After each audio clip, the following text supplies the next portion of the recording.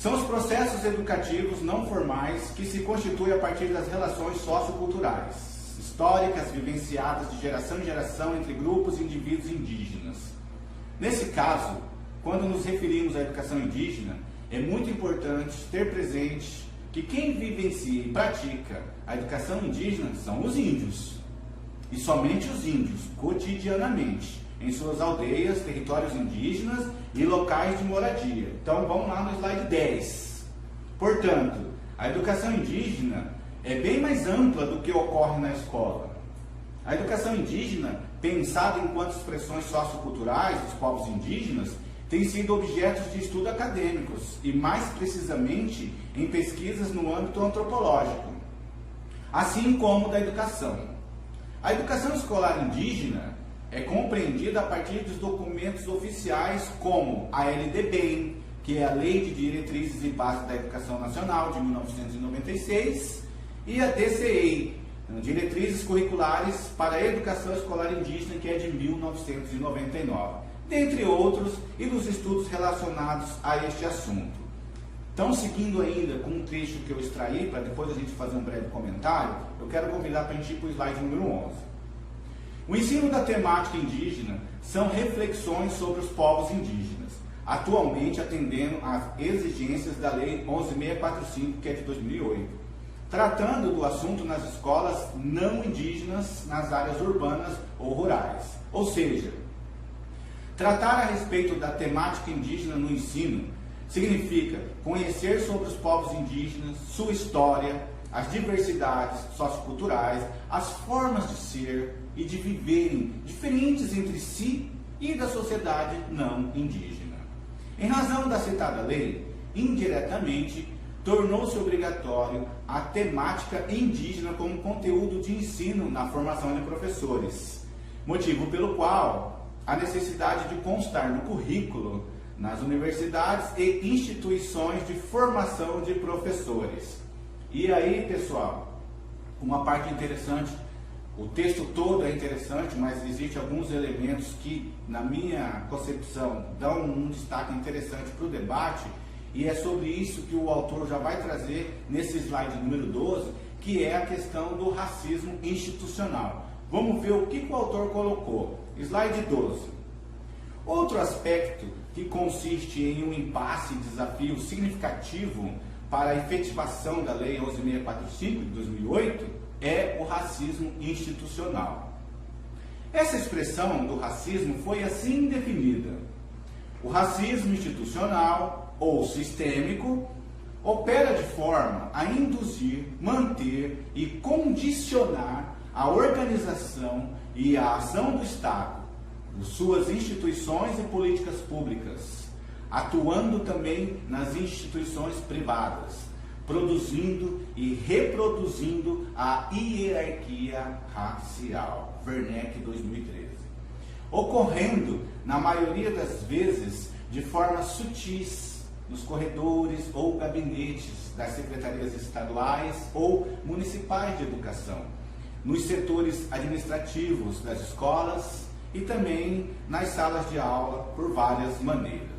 E o autor então segue escrevendo no slide 13 para poder, enfim, destacar a ideia do racismo institucional. Então, texto do autor do slide 13.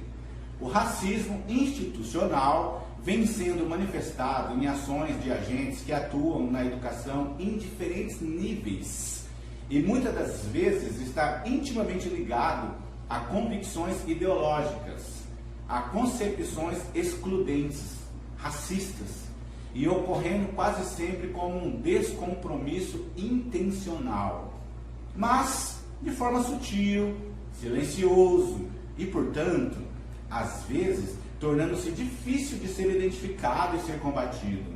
Esse tipo de racismo é comumente expresso nas regiões mais antigas de colonização ou onde ocorrem conflitos latentes provocados pelas invasões das terras indígenas. Então, pessoal, atualmente o Brasil está vivenciando um período difícil, sobretudo por conta da Covid, e a gente observa pelos noticiários que muitos espaços indígenas têm sido invadidos, sobretudo por madeireiros e pessoas interessadas em extrair mineral e outras riquezas, né, desses povos. Então, vamos lá para o slide número 14. Um dos maiores desafios, de uma forma em geral, para tratar da temática do ensino é a superação de imagens exóticas, folclorizadas, para visões críticas sobre os povos indígenas. A escola é uma das instituições responsáveis pela veiculação de muitas ideias, imagens e informações equivocadas a respeito dos índios no Brasil. Ainda é comum, na maioria das escolas, principalmente no universo da educação infantil, que no dia 19 de abril, quando se comemora o Dia do Índio, em todos os anos vem se repetindo as mesmas práticas. Enfeitam as crianças, pintam seus rostos, confeccionam penas de cartolina para colocá-las na sua cabeça. Então, pessoal, o autor está chamando a atenção aqui, sobretudo aos profissionais da educação que atuam nas séries iniciais e na educação infantil. Então, eu quero crer, seja aí um recado diretamente a você, pedagogo ou futuro pedagoga, né? De modo que no dia 19 de abril possa fazer uma reflexão um pouco mais ampliada e pensar uma maneira mais adequada de fazer essa homenagem e não a reprodução na mente das crianças desse índio, né?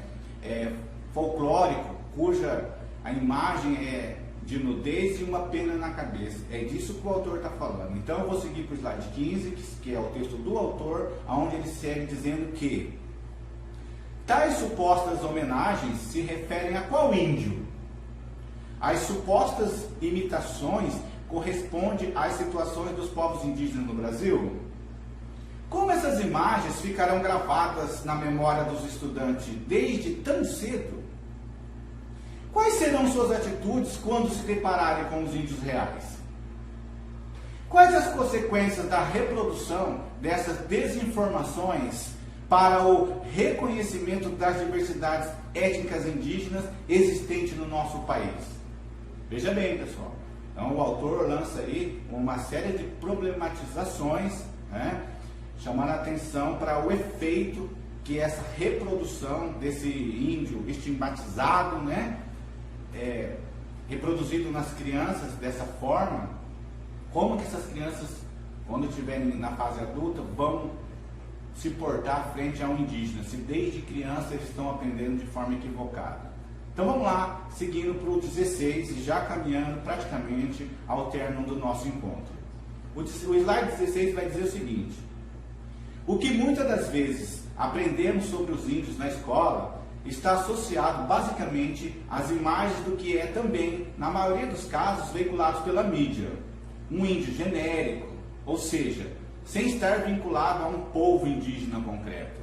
Ou ainda, um biótipo de indivíduos habitantes na região amazônica e no Xingu, com cabelos lisos, muitas pinturas corporais, adereços de penas, nus, moradores das florestas, portadores de culturas exóticas e etc. Ou também, os diversos grupos étnicos são chamados de tribos, e assim pensados como primitivos, atrasados. Ou ainda aqueles índios imortalizados pela literatura romântica do século XIX, como nos livros de José de Alencar, onde são apresentados índios belos, ingênuos, ou valentes guerreiros, ameaçadores canibais, ou seja, bárbaros, bons selvagens ou heróis. Aí o autor segue ainda reforçando no slide 17. As imagens e discursos que afirmam os indígenas na Amazônia como puros, autênticos e verdadeiros, em oposição aos habitantes em outras regiões do país, principalmente nas regiões antigas da colonização portuguesa, a exemplo do Nordeste, se baseiam em uma ideia equivocada de culturas melhores, superiores ou inferiores.